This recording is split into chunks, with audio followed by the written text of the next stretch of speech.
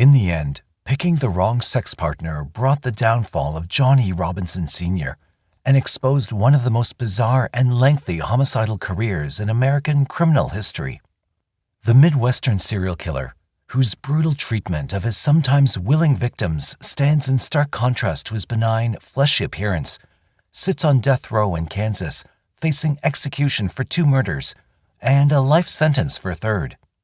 The 59-year-old grandfather also admitted to 5 slayings in Missouri, which accepted the guilty pleas in return for taking a pass on the chance to execute him. Robinson compounded his murderous ways by taking the infant of one victim and selling it to his brother, pretending to be a do-good adoption broker. He seduced vulnerable or lonely women he met through internet chat rooms and killed them, continuing to cash their government checks or alimony payments for years, with just minimal interference from their desperate families and frustrated investigators. As Robinson's case winds its way through the long appeals process, his family is left to pick up the pieces of their shattered lives. Examining the past for missed clues that could have tipped them to his shocking behavior, they must come to grips with the idea that the man they thought was a doting, loving grandfather was secretly an influential member of a clandestine bondage and sadomasochistic network who seduced and victimized women he met online. The lucky victims walked away with mental and physical scars. The unlucky ones ended up dead, left to rot in sealed chemical drums. Still, others simply disappeared into thin air like the clouds of dust that blows across the prairies on the Missouri-Kansas border. Robinson was no stranger to Kansas and Missouri law enforcement when he was finally arrested in the early summer of 2000. He had long been suspected in the disappearances of women in and around the Kansas City area, but had managed to stay a half step ahead of justice using his charm and wits. When he crossed the line with a pair of women he met through his BDSM network and they filed complaints with Kansas police, Robinson finally made a mistake that gave authorities the chance they needed to stop his murderous ways. But even the police, who had already tapped his phone, listened through the walls as he engaged in his preferred brand of rough sex and followed him around while he visited his numerous paramours, were not prepared for what they found when they peeled back the layers of Robinson's personality and peered underneath. If it wasn't for the photographs that placed him in London singing at the Palladium and the witnesses who saw him chatting with Judy Garland, the story that a teenage John Robinson toured with a group of Eagle Scouts and gave a command performance before Queen Elizabeth II would be dismissed as one of the countless fabrications Robinson spun. An Eagle Scout at 13, Robinson told his fellow performers that he was planning on entering the priesthood and would someday work in Rome.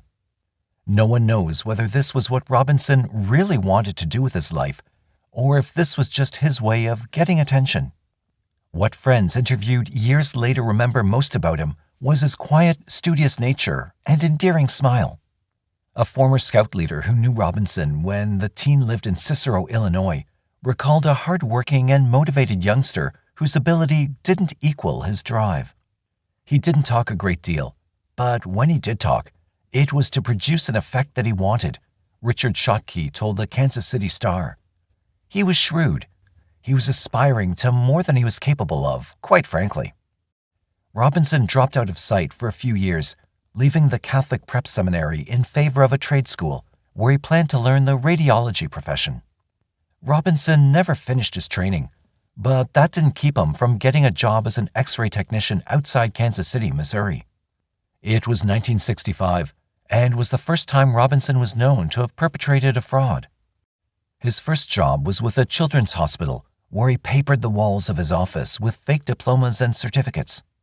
From his lack of skills with his infant patients, his colleagues suspected that he was either a fake or one of the most incompetent technicians ever to practice the craft.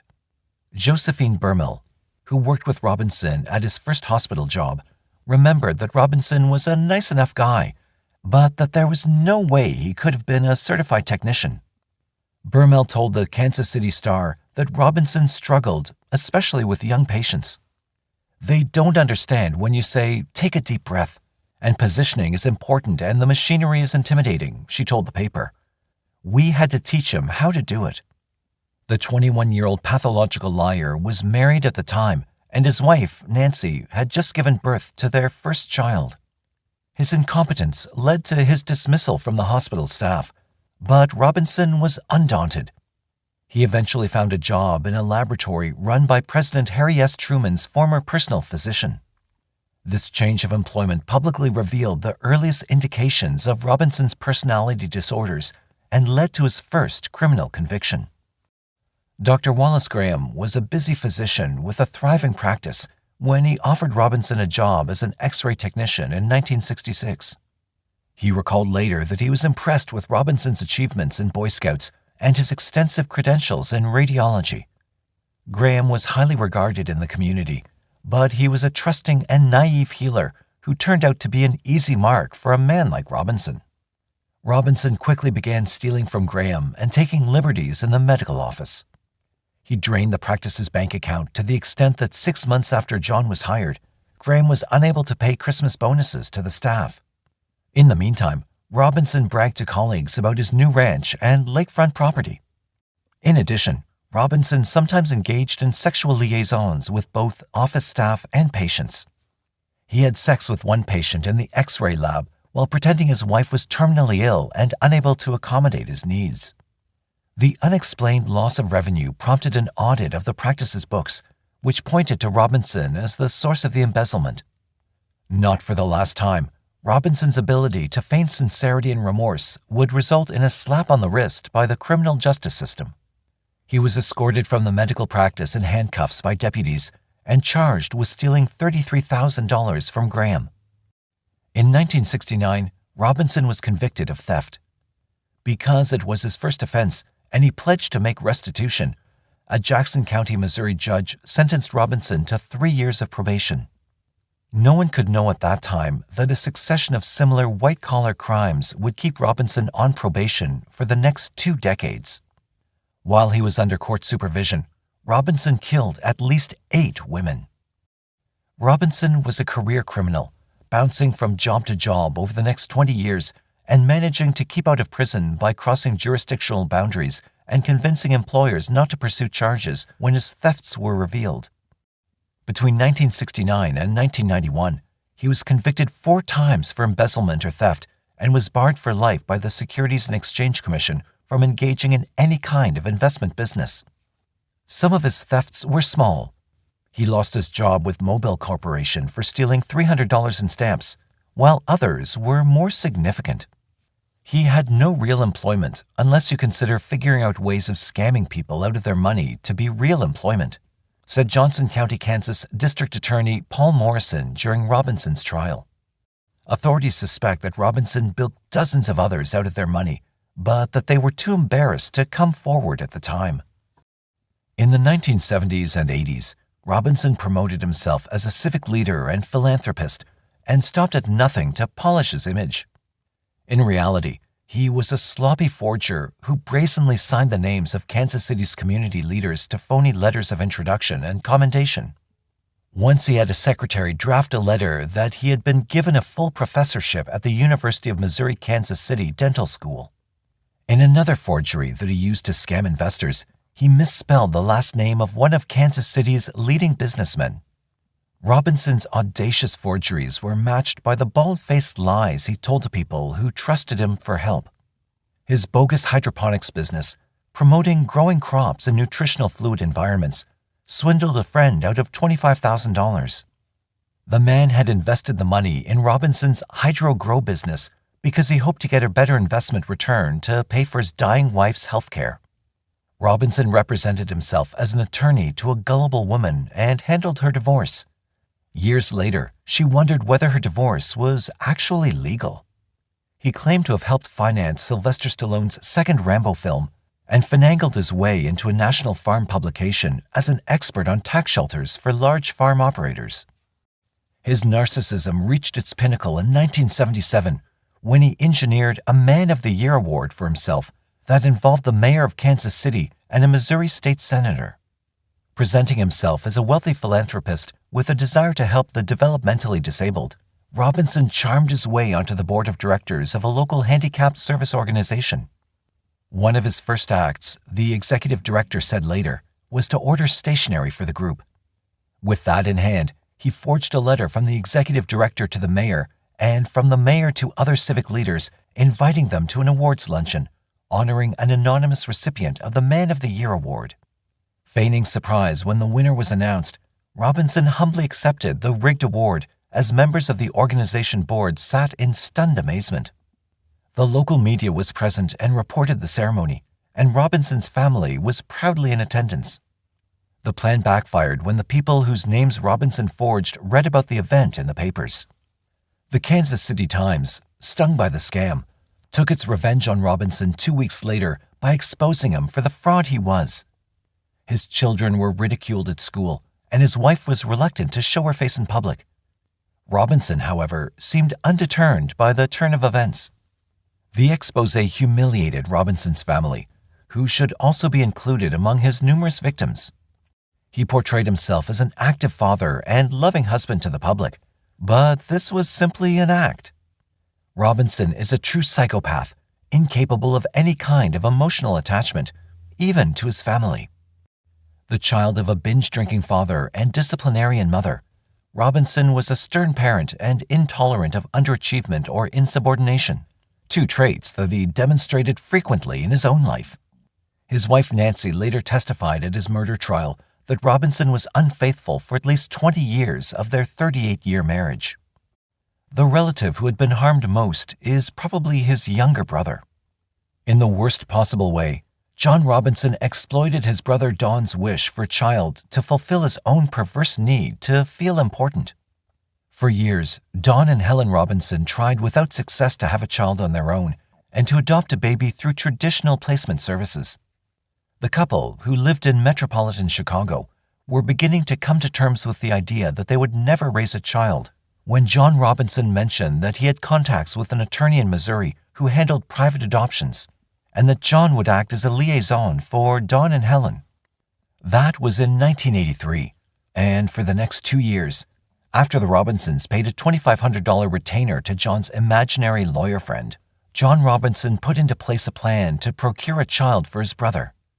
If the scam was successful, he probably intended to expand it to help other childless families realize their dream of adoption. Several times in the following months, Robinson put Don and Helen on notice that an adoption was imminent, but the child never materialized. John's scheme required locating pregnant single women, and he knew exactly where to go to find them.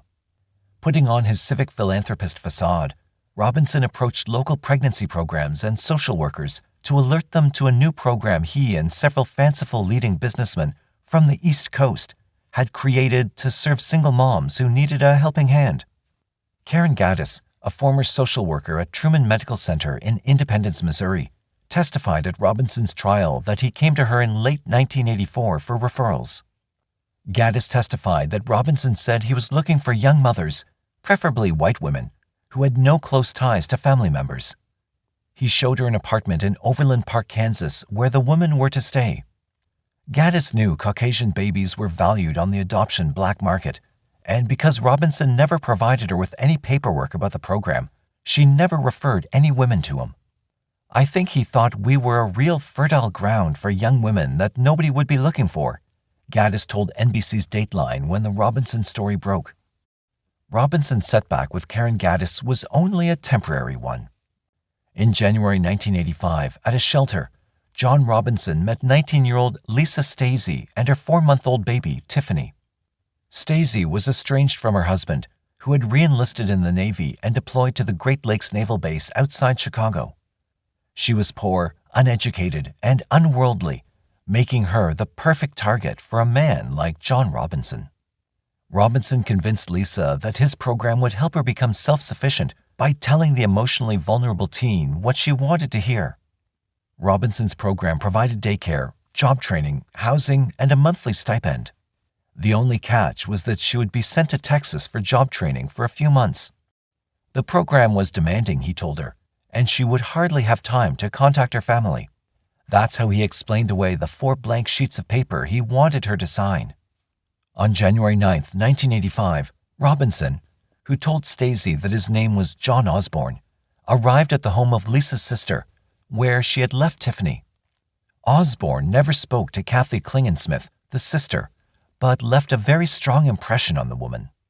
"I just remember I was so frightened," Klingensmith testified at Robinson's trial. "I wanted to run after and get her, but I was too scared." Klingensmith's instincts were correct.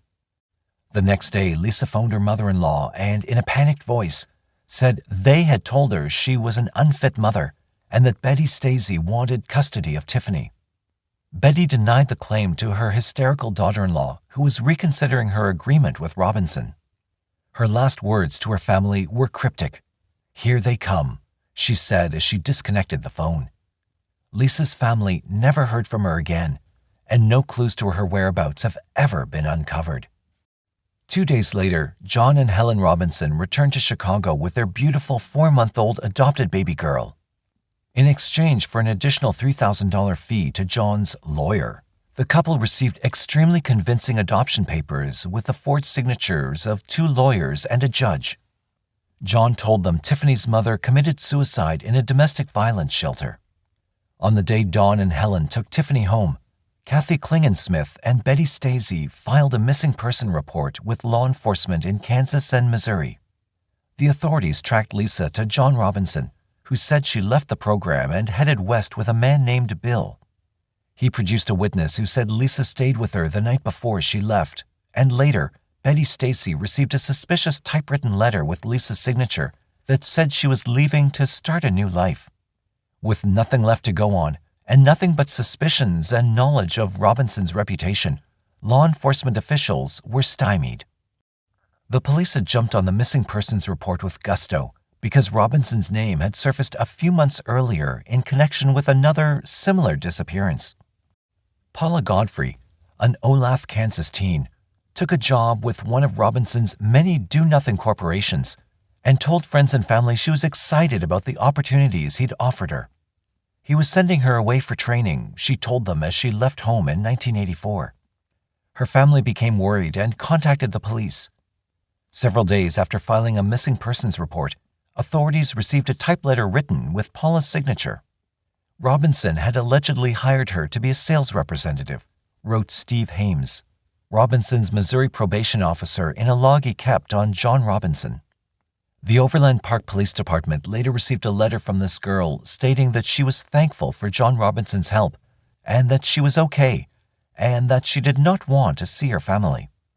As the girl was of age and there was no evidence of wrongdoing, Overland Park terminated their missing persons investigation.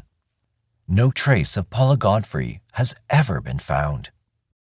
With the FBI looking into Robinson for suspected violation of the Federal Mann Act, colloquially known as the White Slave Act, by transporting Lisa and Tiffany Stacey across state lines, and state authorities in Missouri and Kansas looking into his activities on a local level connected to the disappearance of Godfrey, it was obvious to Hames that Robinson's probation needed to be reevaluated. The probe was pushed by Hames, who wondered whether Robinson had escalated his crimes from cons and theft to murder and baby selling. It revealed that John was heavily involved in the Kansas City underground sex industry and probably ran a string of prostitutes specializing in domination and submission sex practices. The Fed sent a female agent undercover to meet with JR, as he was known in the sex business, and he promised the agent that she could easily make more than $1,000 a night by entertaining his clients if she could tolerate pain. He wanted her to take a trip with him, and suspecting that the agent's life was in danger, the FBI pulled her from the assignment. Armed with evidence from the FBI's look into Robinson's activities and a separate investigation into a theft complaint launched by a company that contracted with Robinson to promote its seminars, Hames initiated a probation violation action in Missouri. He said later that if the authorities couldn't get Robinson on the disappearances, they would put him away for his other actions. A key witness in the probation violation case was a prostitute and mistress of Robinson's, 21-year-old Teresa. Teresa, who lived in an apartment Robinson rented, received drugs and money in return for her service as a prostitute for Robinson's clients. She was also most likely Robinson's next victim. He was using her to discredit an ex-convict pal who was cooperating with police in the revocation proceedings against Robinson. JR ordered Teresa to begin writing a diary that he dictated, implicating the ex-con in a number of schemes. He also had her sign blank papers and draft a letter to Robinson's attorney giving the lawyer the authority to recover a diary from a safe deposit box in the event she disappeared. The last entry in the diary was meant to be the same day that Robinson and Teresa were leaving for the Bahamas, a trip, police suspected, Robinson was never going to make with her. It appears that he's continued to use people to his own end, including Teresa, with whom there's concern for her safety, Hames wrote in a June 1985 probation report. The state revoked Robinson's parole, and, for the first time, he spent a significant period of time behind bars. One of the more disturbing pieces of evidence Teresa provided was a story of how Robinson, displeased with the way Teresa had performed with an important client, burst into the apartment and jammed the barrel of a loaded gun into her vagina while threatening her life. Police removed Teresa from the apartment and hid her from Robinson, a mistake that would eventually result in Robinson's parole violation being overturned by an appeals court. By keeping Robinson's attorney from cross-examining her for his defense, the police violated Robinson's right to face an accuser. John Robinson went to prison in 1987 in Missouri, where he was held until the appeals court overturned the probation revocation order. He was almost immediately sent to prison in Kansas for a theft conviction and remained behind bars until 1993. The effect on his family was what one would expect. They lost their expensive suburban home, and Nancy took a job managing the mobile home park where they lived. In the correction system, Robinson continued to lie and use his skills to hoodwink prison officials and ingratiate himself with a future victim, a prison librarian. Released in 1993, Robinson discovered the internet and its usefulness in meeting people interested in domination and submission sexual activity. He'd always been interested in technology, which he used for his own ends. Robinson was a master of manipulating a word processor to create forged documents, and when the web took off in the 1990s, he was an avid internet user and frequent participant in sexually explicit chat rooms. Robinson used the name Slave Master to meet women who enjoyed playing the role of the submissive partner during sex.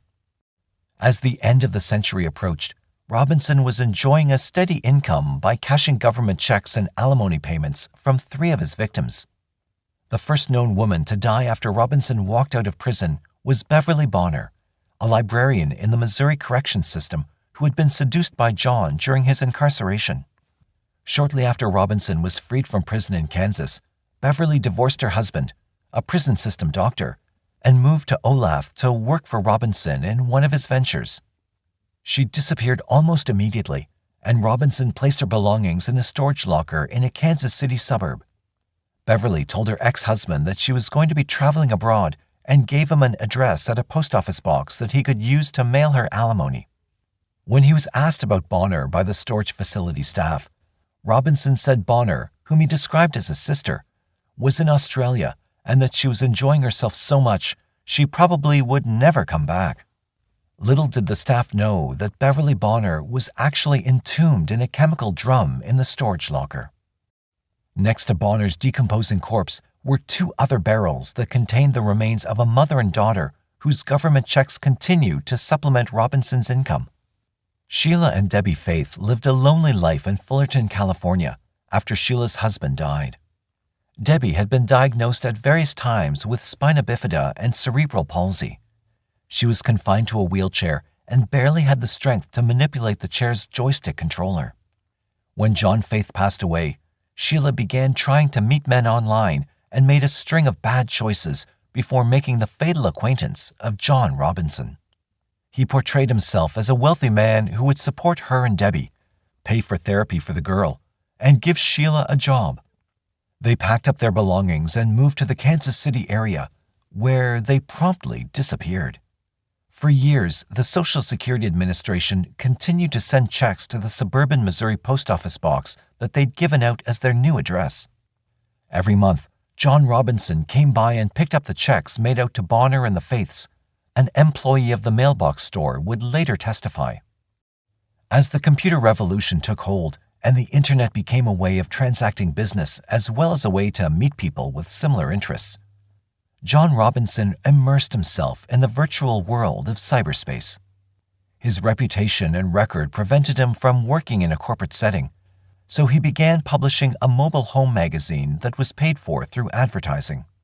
His magazine was so similar in design and purpose to another periodical in Kansas City that Robinson received, and ignored, a cease and desist letter from the publication's attorney. The magazine was moderately successful, and with Nancy working full-time as the manager of the mobile home park where they lived, combined with the illegal income he was getting from the Faiths and Bonner, things were looking good for John. His usual workday consisted of waiting until Nancy left for her office, then getting online and trolling for women willing to engage in submissive sex acts with him, both on the internet and in person. Gradually, Robinson became well known and highly regarded in the BDSM chat rooms that were appearing online with increasing frequency. He also continued to meet women locally through advertisements in the area's alternative papers. One woman that he struck a deal with for sex in exchange for financial support didn't learn until years later how close she had come to end up in a barrel alongside Sheila and Debbie Faith and Bev Bonner. The woman was living in an apartment paid for by Robinson, who told her he was divorcing his wife to explain why he never stayed the night. He showered her with gifts and clothes, but she soon noticed that most of the clothes he presented to her appeared worn. Robinson said they were left behind at his office by former employees. The two entered into a master-slave contract that listed numerous requirements for the woman, who was also required to sign over power of attorney to John Robinson. In return for the sex, he promised to get her a job in the entertainment industry, for which he needed publicity stills and her social security number. Like a good submissive, she followed his orders explicitly. The relationship was going along fine until one day Robinson told her to get ready to travel with him. He was going to take her to London on an extended business trip. He told her she should leave her job and advise friends that she'd be gone for some time. She gave up her apartment, and Robinson moved her into a local motel. Like so many others, she was told she would be so busy that she should take the time to write letters to her family now. There would be no time while traveling. Robinson said he would take care of her passport application, as he had friends in the U.S. State Department. The woman thought it was rather strange as the day came for the pair to leave, and Robinson showed up at her apartment with his truck and a trailer loaded with clothing. It was stranger still that Robinson said he was going to spend the night in the hotel with her. Excited at the thought of the trip, the woman awoke the next morning at 5 a.m. and roused Robinson. He was like a man possessed, she said later. He jumped out of bed yelling at her and barely stopped berating her as he showered and dressed. Still angry, Robinson said he was going to check her out of the motel and that he had errands to run. He told her he would meet her at a nearby restaurant, but Robinson never showed up. Confused, the woman tried to call him, but he would not take the calls. When they finally connected, he said he was unable to trust her and that the relationship was over. It wasn't until after Robinson was arrested for murder that the woman realized how close she had come to dying that morning. Police surmised that Robinson brought his trailer as a means for removing her dead body from the motel, and that by rising before he did, she thwarted his plans. Robinson the slave master was thoroughly at home on the internet. The anonymity of the medium reduced his need to play act, and he easily slipped from his public persona of the kind, loving grandfather who mowed his lawn several times each week and shared gardening chores with his neighbors, to a domineering master who demanded total obedience from the slaves who served him over the web. With just the written word and carefully staged photographs of himself, he was able to charm almost any willing submissive to do his will. At his expense, women interested in the submissive lifestyle would come to Kansas City, some for brief visits and others to spend the rest of their lives. The women who came to stay, lured by his promises of financial support and jobs, frequently ended up dead after he no longer needed or wanted them.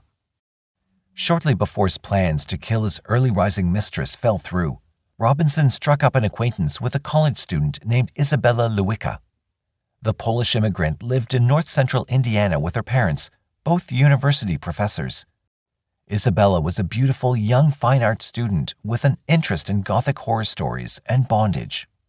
In late 1997, she told her parents that she was dropping out of school and heading to Kansas City, where a rich entrepreneur had offered her an internship. He was a publisher, she told her family, and the opportunity was too good to pass up. What Isabella did not tell her parents was that she had also agreed to be Robinson's slave.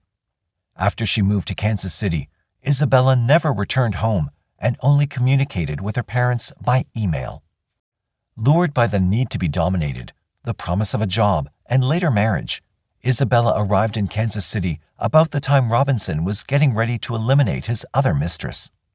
Thwarted in that plan, Robinson simply broke off the relationship to concentrate on Isabella. He gave her a ring and took the doe-eyed young woman to the county registrar, where they paid for a marriage license that Robinson never picked up.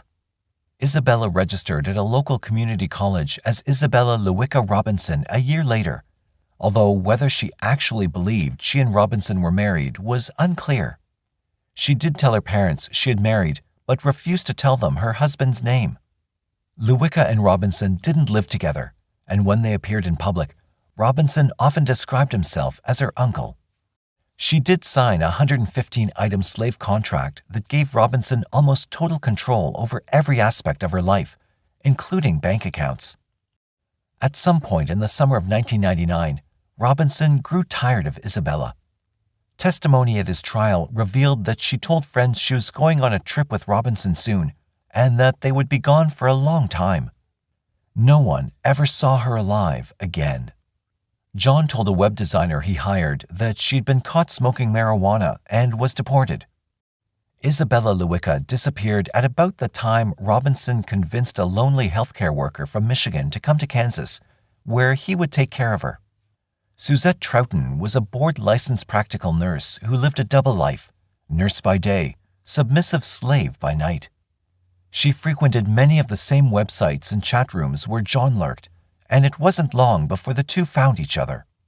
Few who knew her outside the BDSM world would ever have suspected she wore a silver chain that hung from rings through her nipples, and that other, more intimate parts of her anatomy were pierced as well. Robinson was passing himself off as a mysterious, well-to-do businessman who needed a full-time caregiver to look after his elderly father. He told Suzette that if she came to Kansas, he would pay her more than $60,000 per year, and that the three people, Robinson, Troughton, and the mysterious father, would be traveling the world. Troughton, 27, was particularly close to her mother, Carolyn, and the two talked by phone almost every day.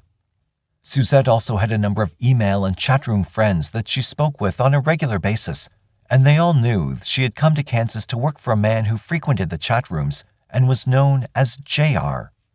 Before she left Michigan in February, Suzette left John Robinson's telephone numbers and name with her mother, giving police a link to follow when in March, Suzette's family reported her missing. Police visited Robinson, who by this time had aroused suspicion in authorities in 2 states because his name kept coming up in missing person investigations. Law enforcement has a long memory, and the police quickly tied Robinson to Stacey, Lewicka, Troughton, Godfrey, and another woman, Catherine Clampett, 27, who disappeared in 1987 after moving to Overland Park to take a job with John Robinson. Suzette's last email to a friend before she was to leave expressed contentment and hope for the future. "We all finally find what we want and need, and I found mine," she wrote. Meanwhile, Robinson was losing control and getting sloppy. Like so many other serial killers, he was increasing the frequency of his killing, and for whatever reason, perhaps overconfidence, psychosis, or an unconscious will to be caught, was doing a poor job at covering his tracks. Carolyn Troughton received several typed letters from Suzette, which were allegedly written while she traveled abroad, but had Kansas City postmarks and were uncharacteristically mistake-free. Carolyn later testified that Suzette was a poor speller and never typed notes to friends or family. After contact with Suzette dropped off, Carolyn called the telephone numbers her daughter gave her and was surprised to have Robinson answer the phone. After all, the letters she received from her daughter said they were traveling together. Robinson denied this and said she had run off with an acquaintance and stolen money from him. This was so unlike her daughter that Carolyn contacted the Lenexa police and filed a missing person report. It was too late to save her daughter, but Carolyn's plea for help from the police would provide authorities with enough evidence to get warrants to tap Robinson's phone and monitor his online activities. The authorities were closing in. The world of domination and submission is a complex place, and mental health experts have been debating its role and effect on the personality since Freud began writing in the early 20th century. While the term BDSM, bondage, domination, and sadomasochism, is frequently used to describe the type of sex act where one person plays the role of a dominant partner and another takes the submissive role, the all-encompassing term generalizes the activities and oversimplifies dominant-submissive sexual relations. Sexual sadism and masochism are listed in the Diagnostic and Statistical Manual 4th edition as personality disorders, but only to the extent that they interfere with normal productive living or involve non-willing partners. Interest in BDSM is not considered a disorder or affection. Domination, submission, and bondage have no formal definition in psychology, as scholars and DS practitioners have not reached a mutually agreeable consensus on what the terms involved. Nevertheless, domination and submission are frequently explored topics of sex research, and some general conclusions about them have been reached. Bondage refers to the use in sexual behavior of physically restraining materials or devices, or to the use of psychologically restraining commands. Sadomasochism involves sexual behaviors that include inflicting and/or receiving physical or psychological pain.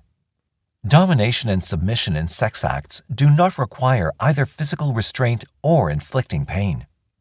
Theories on what attracts a person to a dominant-submissive sexual relationship or encounter are numerous and range from the assumption that the various acts are perfectly normal and even helpful to the human psyche, to the belief that participants are mentally ill and incapable of traditional love. Most experts have concluded that domination and submission are normal aspects of the continuum of sexual activity. While the more controversial aspects of bondage or sadism have many, but fewer, supporters in the psychology community, participants point out that a healthy DS relationship requires trust and respect on the part of all parties involved. Once the line is crossed, and consent by a participant is withdrawn, the act becomes a crime. The vast majority of people who enjoy robust DS relationships are outgoing, functioning members of society who are most frequently well-educated, employed, and often involved in long-term relationships. Surveys of sexual practices reveal that anywhere from 5 to 10% of the population in Europe and North America practice some sort of domination-submission sex play on a regular basis. Most of the people who say they enjoy domination and submission are men, although women also frequently express their enjoyment of BDSM roleplay. BDSM appears in the earliest known writing on sexuality, but it was only in the mid-1980s that the medical community stopped considering it an abnormal practice and an indicator of other mental illnesses. For centuries, adherents to BDSM met secretly, which added to the mystique and belief that the practice was unwholesome, violent, and an indicator of madness. The participants formed clubs that sometimes traded slaves among groups, and that practice gave rise to the rumor that many women who took part were unwilling victims. As Americans became more open about sex and tolerant of alternative sexual practices, BDSM practitioners emerged into the daylight. They openly courted each other in newspaper advertisements and in the club scene. One of the more popular methods of meeting fellow BDSM fans remains the munch, where doms and subs meet publicly in nightclubs and restaurants to find partners, formalize dom-sub contracts, and generally interact with like-minded folks. It was the internet that brought BDSM within reach of everyone, and this has been both a blessing and a curse for practitioners. On the one hand, it's increased the pool of doms and subs, but it's also allowed dangerous malefactors to infiltrate the society and bring harm to innocent participants. Sociopaths like John Robinson are much more difficult to identify online, and the anonymity of the internet makes sharing information about particular threats among a close-knit group almost impossible. In the days when clubs and munches were the only way to meet like-minded people, serial killers were less likely to ingratiate themselves into a small group of BDSM aficionados, and any mysterious disappearances of regular munch attendees would be noticed. Carolyn Troutman didn't know it when she contacted authorities about her missing daughter, but police had recently stepped up their surveillance of John Robinson. Suzette also cultivated online friendships with other subs from around the world who also knew she had gone to Kansas to be with John Robinson. Some of the women she traded instant messages with daily thought it was strange that she no longer appeared online. For several weeks, Robinson contacted Suzette's submissive friends and some of her relatives by email, pretending to be Troutman. Most weren't fooled by the blatant attempt at subterfuge. Robinson soon dropped the act and set his sights on seducing one of Suzette's online friends named Laure, who lived in eastern Canada. Laure and another Canadian woman began their own amateur investigation of the man they believed was named J.R. Turner. Robinson moved quickly after Laure told him she was interested in finding a dominant master for a friend. The emails and chat sessions turned into telephone calls, which were picked up by the police taps in place. The Lenexa, Kansas police contacted Laure and told her they were investigating John Robinson. They did not explain the extent of the probe, but asked her to continue her relationship with him. "The police didn't tell me to get John Robinson to lure me to Kansas City," Taylor said later at Robinson's trial. "I was willing to help." Robinson made vague offers to Laure about meeting in person, she said. "He offered nothing other than I would be financially taken care of and never have to work," she testified. Laure wasn't the only target of Robinson's homicidal lust. He was meeting women locally and had struck up an online and telephone friendship with a Texas woman who fit his typical pattern.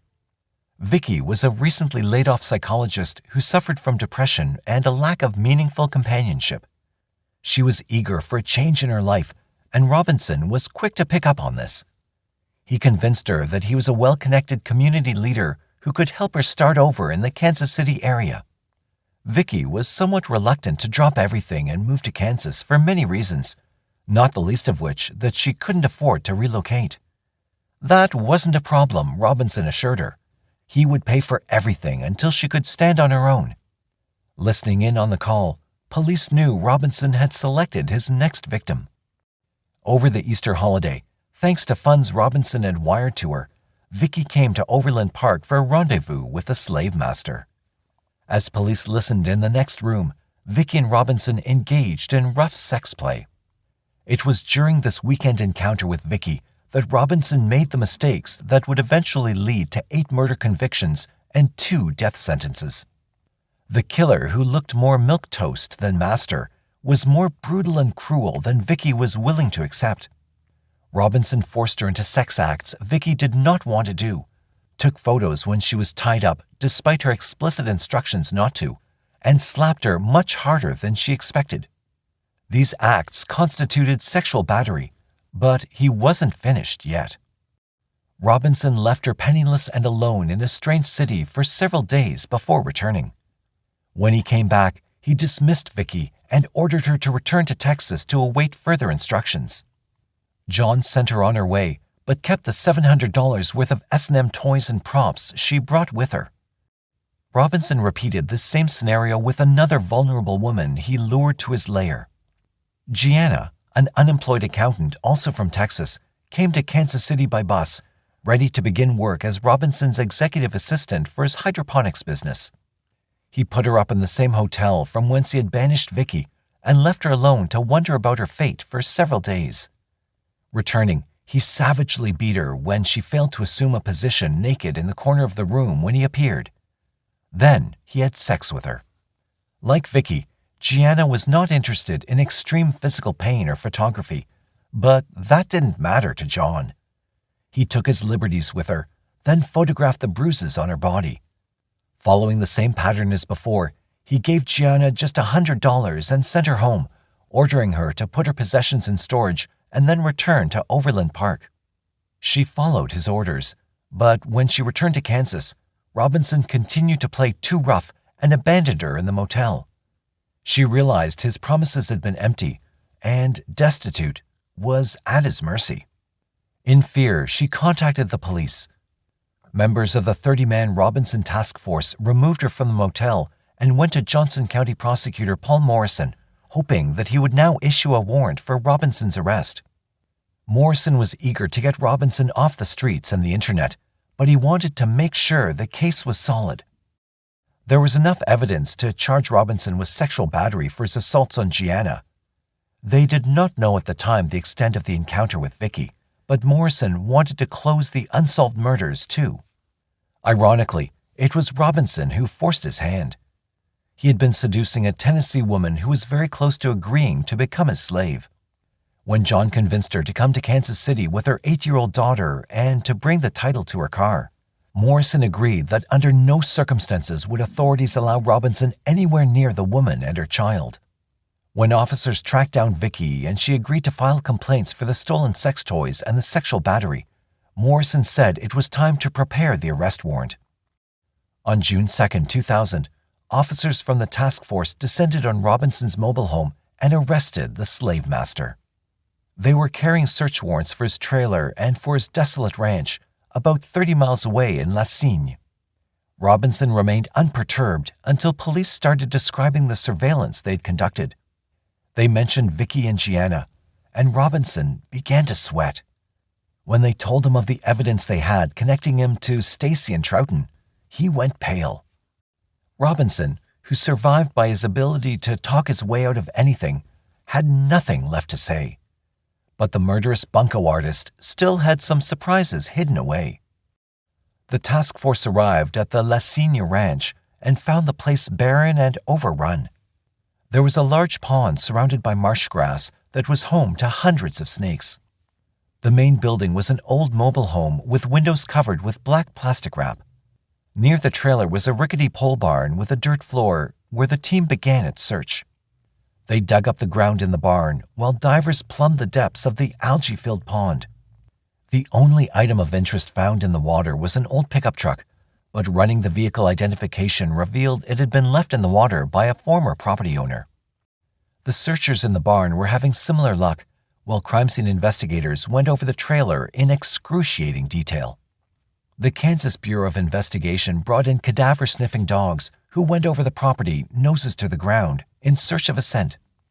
When the dogs went around the side of the pole barn, where 2 yellow 85-gallon chemical drums stood in overgrown weeds, they sniffed, stopped, and sat down facing the drums, the sign that they had sensed something.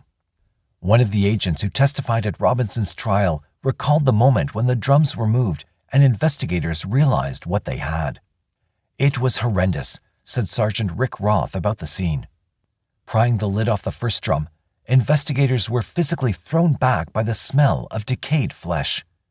In the barrel, sitting in about a foot of fluid that had once been body fat, was the corpse of a young woman. The body was so decomposed that it was impossible to identify her at the scene, and eventually medical examiners used dental records to identify Suzette Troughton. Back at the county morgue, the second barrel was opened, and Isabel Lewicka's remains were found in a similar state. Across the state line in Missouri, other members of the task force were serving a search warrant on a storage facility where Robinson rented 2 garages. This time, investigators knew what to look for. In one of the garages, they found 3 similar chemical drums. There was cat litter on the floor of the garage, which Robinson had placed there to absorb fluid from the leaking containers and to try to minimize the smell of death that hovered. It would take several days, but eventually, the medical examiner was able to identify these bodies as Beverly Bonner and Sheila and Debbie Faith. All 5 women were killed in the same way, by 1 or 2 blows to the head. The attacks left 2-inch holes in their skulls, and the coroner said the death was almost immediate in each case. The method of murder left no doubt in anyone's mind that the killings were all premeditated, and that none had occurred as a result of sex play that had gone too far. Even with the bodies, investigators continued their search for evidence. They obtained permission to examine the apartment where Lewicka stayed while she was Robinson's slave. The landlord later testified that the living room of the apartment was dusty and unkempt when Robinson moved Isabella's furniture out, but the bedroom looked as if it had been scrubbed clean and possibly painted. When crime scene technicians applied the chemical luminol to the walls and illuminated them with ultraviolet light, the blood splatters reappeared as if the walls had never been cleaned. Although no sign of the bodies of Paula Godfrey or Lisa Stasi had been found, in Robinson's home, authorities found copies of a hotel receipt with Lisa's name on it and a typewriter that matched the typeface of the letter Paula sent to police. Other evidence revealed the shocking fact that John Robinson had sold Tiffany Stasi to his unwitting brother. Armed with the physical evidence, Morrison increased the charges against Robinson from theft and sexual battery to 3 counts of murder. Because Lisa Stasi was killed before Kansas reinstated the death penalty, just the charges involving Lewicka and Troughton were capital crimes. In Missouri, prosecutors filed 3 more capital murder charges against Robinson.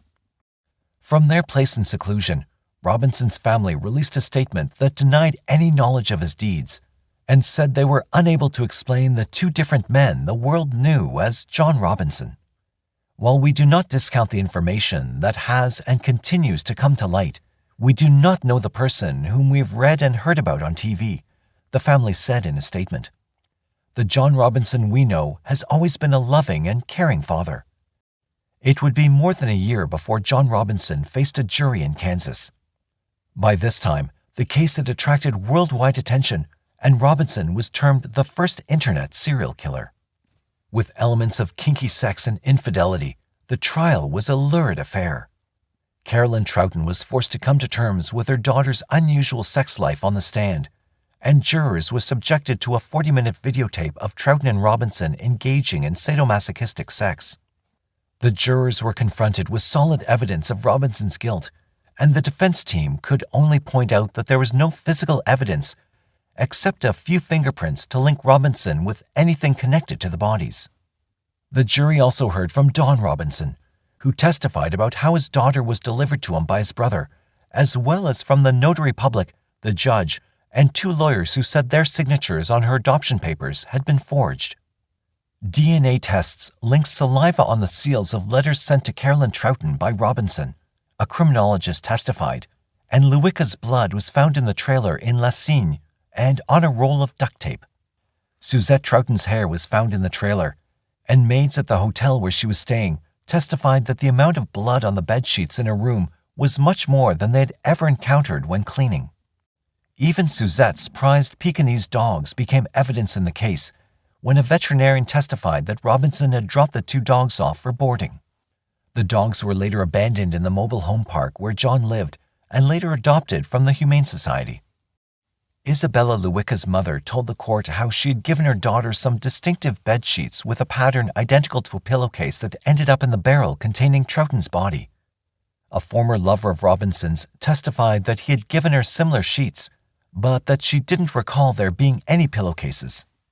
Nancy Robinson talked to her husband's philandering and how several times she wanted to divorce him, but reconsidered because of the children. More than 100 witnesses would testify for the prosecution in the 3-week trial, and in the light of the overwhelming evidence, the jury didn't take much time to bring back 3 guilty verdicts.